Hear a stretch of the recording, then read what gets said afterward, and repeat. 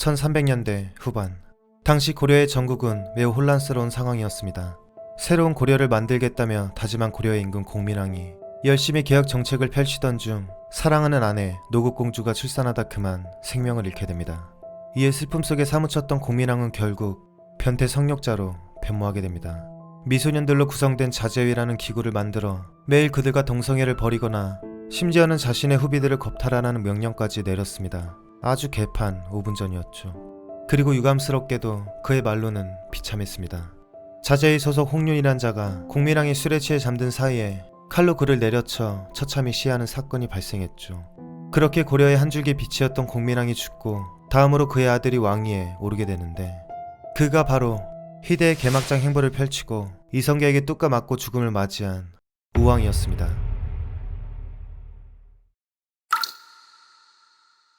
사실 우왕의 혈통은 예나 지금이나 논란이 되어왔습니다.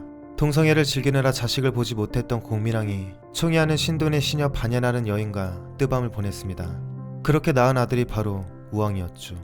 하지만 여기서 문제가 됐습니다. 우왕은 공민왕의 자식이 아닌 신돈의 자식이 아니냐는 것이었습니다.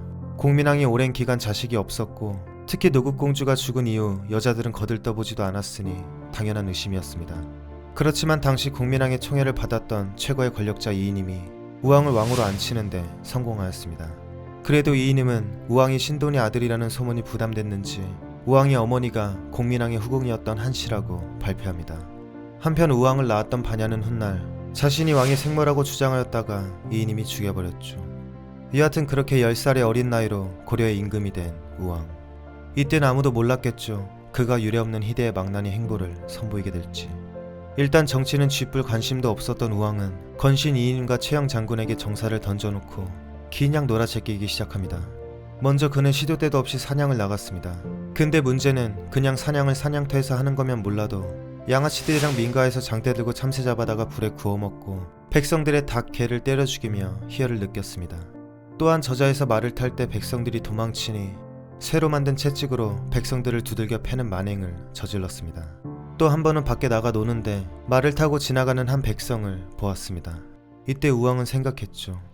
감히 왕이 놀고 있는데 말을 타고 지나가? 뒤졌다.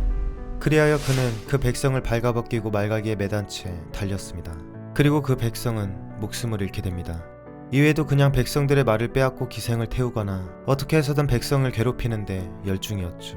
하지만 이는 시작에 불과했습니다. 사실 그가 사냥보다 더 미쳐있던 것은 바로 여색이었습니다. 일단 지나가다 예쁜 여자만 보이면 바로 겁탈을 시도했습니다. 이는 신하들도 피해갈 수 없었는데 한 신하의 딸이 시집을 간다고 하자 강제로 빼앗으려 한 건 기본이고, 강인유라는 자가 딸을 시집 보내려 하자 혼인 전날 우왕은 쏜살같이 달려가 그의 딸을 빼앗았습니다. 이에 많은 사람들이 딸을 빼앗길까 두려워 모두 혼례를 치르지 않고 몰래 사이를 맞았다고 하죠. 이외에도 한 신하의 집에 갔더니 아내가 아름다워 가늠하였습니다. 신분도 쥐뿔 상관없이 이쁘면 노비도 가늠하였죠. 남의 처랑 가늠하고 여러 기생들과 온갖 음란한 짓을 서슴지 않았습니다. 이처럼 한 나라의 임금이 전국은 돌보지도 않고 백성들을 괴롭히고 여자를 가늠하고 살인도 마음껏 즐겼던 우왕. 하지만 그런 그에게도 충신이 있었으니 그 유명한 최영 장군. 다른 신하들이 왕의 비행에는 아랑곳 않고 이이님에게 아부떨 때 최영은 유일하게 왕에게 정신 좀 차리라고 눈물을 흘리며 충언을 했던 인물이었습니다. 특히 선대 임금들과 비교하며 이렇게 말했죠. 충의왕께서는 색을 좋아한 건 사실이나 남들이 안 보는 데서 했습니다. 근데 전하께서는 법도가 없습니다. 재밌죠? 한편 그동안 이처럼 우왕이 희대의 만행들을 벌일 때 어느덧 정권은 이인인과 그 일당들이 잡고 막대한 토지를 약탈하며 전행하고 있었습니다. 이런 개판 5분 전 상황에서 성년이 된 우왕은 실권을 되찾고 싶어졌습니다. 그렇게 그는 최영에게 다가가 말했죠. 이인인 좀 제거해주세요, 장군. 이에 최영은 코를 외쳤고 아끼는 후배를 한 명 불렀습니다. 바로 이성계. 이처럼 최영은 이성계와 함께 최고 권력자이자 대표적 검문세족이었던 이인임을 제거하는데 성공하게 되죠. 이때부터 고려의 넘버원은 최영, 넘버2는 이성계가 됩니다. 또한 우왕은 여기서 최영을 완전한 자신의 편으로 만들기 위해 최영의 딸과 결혼까지 하였습니다. 물론 이때도 우왕은 아직 정신을 못 차렸습니다. 나가서 활을 쏘고 격거를 즐기는 도중 우왕은 또 뭐가 그리 마음에 안 들었는지 한 마부를 죽이려 했습니다. 이때 최영이 죽이지 말라고 말렸더니 우왕이 뾰로통하게 말했습니다. 장인도 사람 죽이는 것을 좋아하면서 어찌 나는 못하게 하는가. 이에 기도 한찬 최영은 이렇게 답했습니다. 신이 사람을 죽이는 것은 부득이한 것입니다. 그러거나 말거나 우왕은 그 마부를 베어버렸죠. 이처럼 정신 못 차리긴 했지만 어찌됐건 이제 우왕은 2인이 밀당도 제거했으니 앞으로 남은 건 든든한 후견인 최영을 등에 업고 행복하게 실권을 행하는 날들 뿐이라 생각했습니다. 하지만 2인임을 제거한 지 고작 4개월 후 그에게 크나큰 비극이 찾아오게 됩니다. 때는 원나라를 몰아내고 대륙의 주인이 된 명나라가 고려에게 무리한 요구들을 해왔습니다.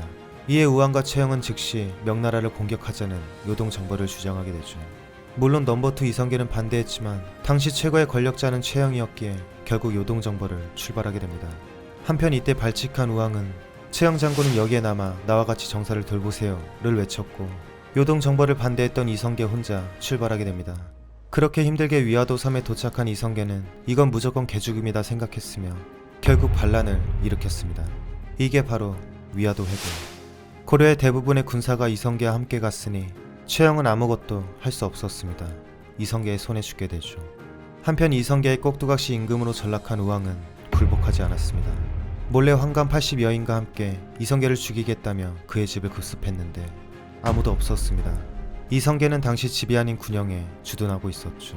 결국 이성계는 발칙한 우왕을 폐위시켜버립니다.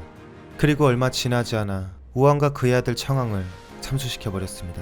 사실상 고려의 국군이 끝을 다했음을 의미했죠. 그리고 이제 앞으로 남은 건 이성계의 새로운 세상이었습니다.